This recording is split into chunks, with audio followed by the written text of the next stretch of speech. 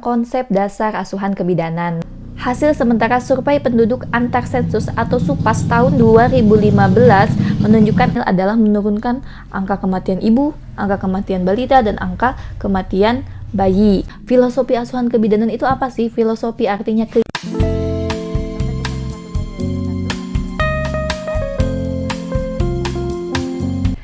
Assalamualaikum warahmatullahi wabarakatuh. Bertemu lagi dengan aku, Anissa Solihat. Hari ini aku mau membuat video tentang asuhan kebidanan. Ini tuh merupakan salah satu materi di kebidanan. Seperti apa materinya? Stay tune ya.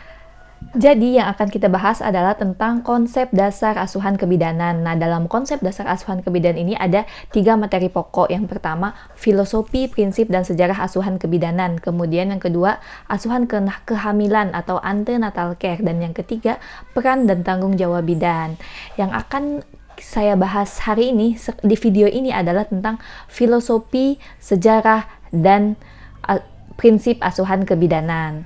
Nah, sebelum kita mulai, kita perlu tahu dulu nih, definisi asuhan kebidanan adalah asuhan yang diberikan pada ibu dalam kurun reproduksi di mana seorang bidan dengan penuh tanggung jawab memberikan asuhan yang bersifat menyeluruh kepada wanita semasa bayi, balita, masa kanak-kanak, remaja, kemudian menikah, dan akhirnya menopause.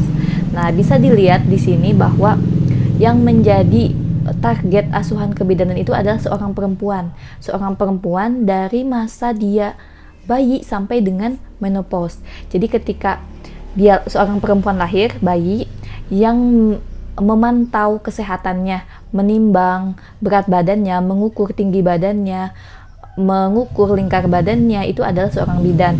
Memberikan vaksin itu juga adalah seorang bidan. Kemudian masuk masa anak-anak.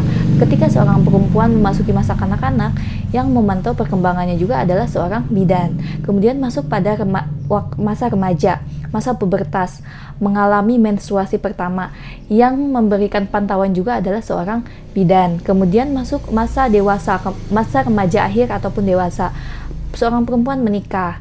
Ketika mau menikah, mereka divaksin oleh seorang bidan. Kemudian hamil menjalani perawatan hamil oleh seorang bidan, melahirkan juga oleh seorang bidan. Kemudian seorang perempuan ini akan melaksanakan KB atau keluarga berencana. KB diberikan oleh bidan. Kemudian masuk setelah menjalani KB, melahirkan lagi, dan akhirnya masuk masa menopause, konsultasinya pun kepada bidan.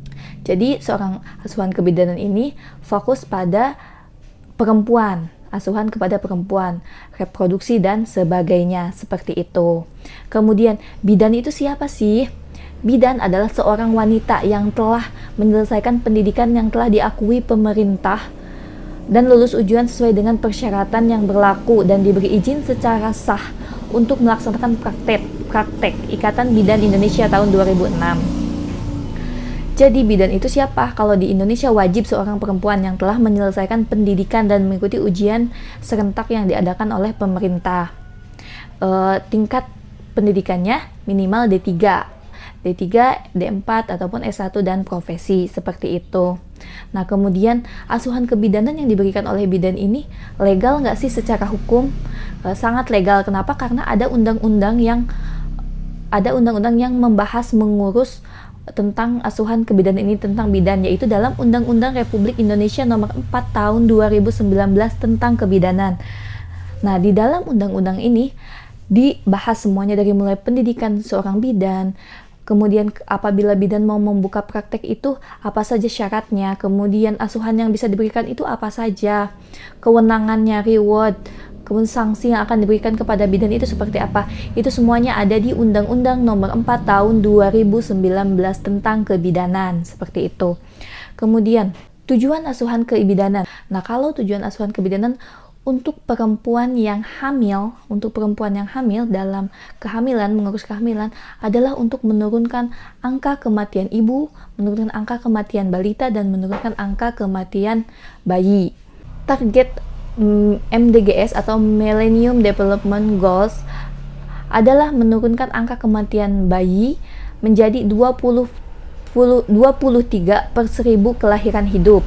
Itu untuk bayi. Kemudian untuk Angka kematian balita adalah 32 per 1000 kelahiran hidup. Nah, hasil sementara survei penduduk antar sensus atau SUPAS tahun 2015 menunjukkan AKB atau angka kematian bayi 22 per 1000 kelahiran hidup. Dan AKBA atau angka kematian balita itu 26 per 1000 kelahiran hidup. Artinya target MDGs untuk penurunan AKB dan AKBA itu tercapai. Akan tetapi, penurunan angka kematian ibu menjadi 102 per 100.000 kelahiran hidup belum tercapai. Berdasarkan survei penduduk antar sensus atau SUPAS tahun 2015, angka kematian ibu di Indonesia adalah 305 per 100.000 kelahiran hidup. Kematian ibu di Indonesia tetap didominasi oleh 3 penyebab utama kematian, yaitu perdarahan, hipertensi dalam kehamilan, dan infeksi. Data ini saya dapatkan dari Pusdatin Kemenkes dan artikel Kemenkes tanggal 5 Desember 2017, seperti itu. Kemudian sejarah asuhan kebidanan itu ada dari kapan sih? Asuhan kebidanan sejarahnya ada dari zaman Mesir, yaitu Siprah dan Pu'ah yang tidak setuju dengan tindakan Raja Fir'aun membunuh bayi laki-laki. Pada tahun 1899 di Edinburgh mulai disediakan tempat perawatan wanita hamil. Kemudian seiring berjalannya waktu terus berkembang sampai akhirnya tahun 1980 muncul Safe Motherhood dan Making Pregnancy Safer, yang artinya semua orang sudah sadar akan pentingnya kelahiran, akan pentingnya asuhan kebidanan, bagaimana seorang ibu supaya bisa melahirkan dengan aman, dengan nyaman, seperti itu. Nah, itu sejarah tentang asuhan kebidanan. Kemudian selanjutnya akan dibahas tentang filosofi asuhan kebidanan itu apa sih? Filosofi artinya keyakinan yang harus dimiliki oleh seorang bidan. Apa saja diantaranya? Yang pertama, hamil dan bersalin adalah sebuah proses yang normal, proses alamiah, bukan sebuah penyakit. Proses yang normal dan alamiah tersebut harus dipantau supaya tetap aman, supaya bisa terlaksana, terjalin atau dilalui secara aman dan selamat oleh ibu dan balita, seperti itu. Kemudian yang kedua, filosofi asuhan kebidanan yang kedua adalah setiap perempuan adalah pribadi yang unik, mempunyai hak, kebutuhan, dan keinginan masing-masing. Nah, sebagai calon bidan kita harus paham bahwa perempuan itu keinginannya berbeda-beda. Jadi ketika nanti kita membuka praktek lalu ada seorang ibu hamil yang konsultasi ke kita tidak bisa menyamaratakan semuanya. Misalkan ada ibu yang tidak terbiasa makan ikan, kita paksa makan karena ikan ini memiliki kandungan protein yang tinggi. Nah, kita tidak bisa memaksakan pada ibu yang memang tidak terbiasa. Kita bisa memberikan alternatif yang lain seperti telur, daging, kacang-kacangan, dan yang lainnya. Kita harus menghargai perbedaan tersebut, keinginan-keinginan yang berbeda pada setiap ibu hamil, seperti itu. Kemudian, fungsi utama profesi bidan selalu mengupayakan kesejahteraan ibu dan bayinya, sehingga proses biologis harus dihargai, didukung, dan dipertahankan. Itu sudah jelas ya. Yang keempat, perempuan harus diberdayakan untuk mengambil keputusan tentang kesehatan dirinya dan keluarganya melalui komunikasi, informasi, dan konseling serta edukasi. Jadi, hamil itu adalah aktor utama, sedangkan bidan itu adalah aktor penolong.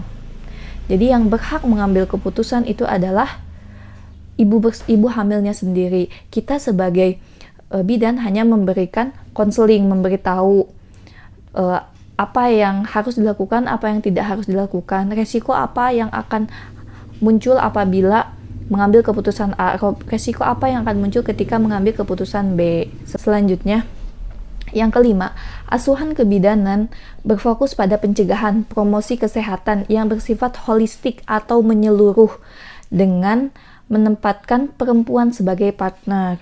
Kemudian yang keenam, sebagai profesi, bidan harus mempunyai pandangan hidup Pancasila, yaitu manusia adalah makhluk bio, psiko, sosio, kultural, dan spiritual yang unik.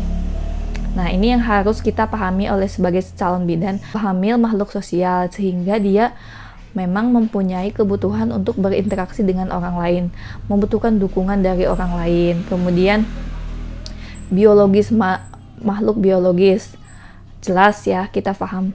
Kemudian makhluk yang memiliki psikologis. Nah, khususnya ibu hamil secara psikologis itu akan berbeda, lebih sensitif karena perubahan hormon yang terjadi di dalam tubuhnya. Oleh karena itu, kita harus memahami dan harus menjadi pendengar yang baik ketika ibu hamil menceritakan tentang keluh kesahnya, tentang merasa kesepian ataupun yang lainnya. Walaupun menurut kita hal itu adalah hal yang wajar, tapi bagi ibu hamil bisa saja itu menjadi hal yang berat. Oleh karena itu, kita harus siap mendengarkan dan memberikan konseling terhadap hal itu, dan kita harus menghargai psikologis ibu hamil, menghargai dan memahaminya.